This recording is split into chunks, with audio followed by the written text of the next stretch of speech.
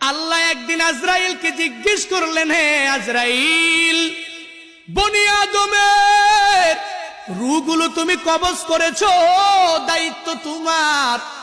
হে আজরাইল, তুমি আমারে জানাও না ওই বনি আদমের মধ্যে কোন কোন রূহ কবজ করতে তোমার অনেক কষ্ট হয়েছিল? আজরাইল জানায়া দেয়, হে ও দয়ার মালিক, বনি আদমের মধ্যে দুইটা রূহ কবজ করতে আমার অনেক কষ্ট হয়েছে। কোন দুইটা রূহ? বলে, এক নম্বরে এক আল্লাহর বান্দি মহিলা, বিশাল এক সমুদ্রের মধ্যে জাহাজটা প্লাবনের মধ্যে পড়িয়া যখনই ডুবিয়া যাবে, ওই হালাতে সবাই ডুবিয়া গেল।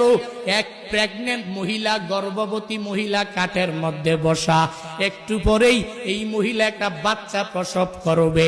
তোমার কুদরতের কারিশমা, ওই কাঠের উপরে আল্লাহর বান্দির একটু পরে প্রসব হয়ে গেল।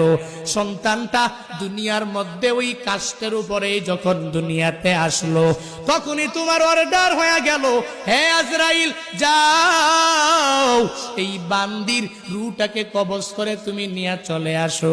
আমি যখন ওই কাঠের উপরে ঝুলন্ত ওই মহিলার রূহটাকে কবজ করার জন্য যখন আমি চলে গেলাম, আমার মনের মধ্যে অনেক কষ্ট ওই সময়ে লেগেছিল। কারণ কি আল্লাহ জানেন না? কারণ হলো এই কাঠের মধ্যে যে এই বান্দি সন্তানটা, ওই সন্তানের কি উপায় হবে, কই যাবে? কারণ দুনিয়াতে তার মা থাকবে না। মা ছাড়া সন্তানেরা যেই পরিমাণ পাগল পারা হয়ে যাবে, হে বান্দারা, ওই হসপিটালের বেডের মধ্যে গিয়া দেখবেন, ওই জায়গার মধ্যে কত মায়েরা ডেলিভারির সময় দুনিয়া থেকে বিদায় নিয়ে চলে গেল।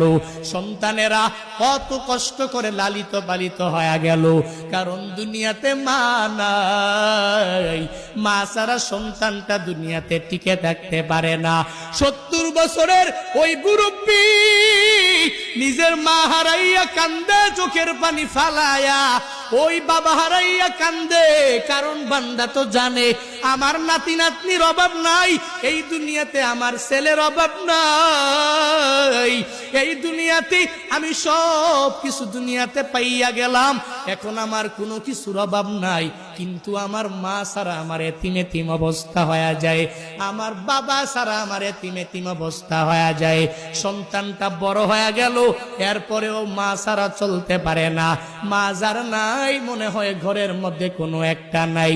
যার বাবা নাই, ওই বান্দা পূর্ণাঙ্গ ভাবে বলতে পারে, মনে হয় ঘরের মধ্যে টাকা আছে, সন্তানেরা আছে, বউ আছে,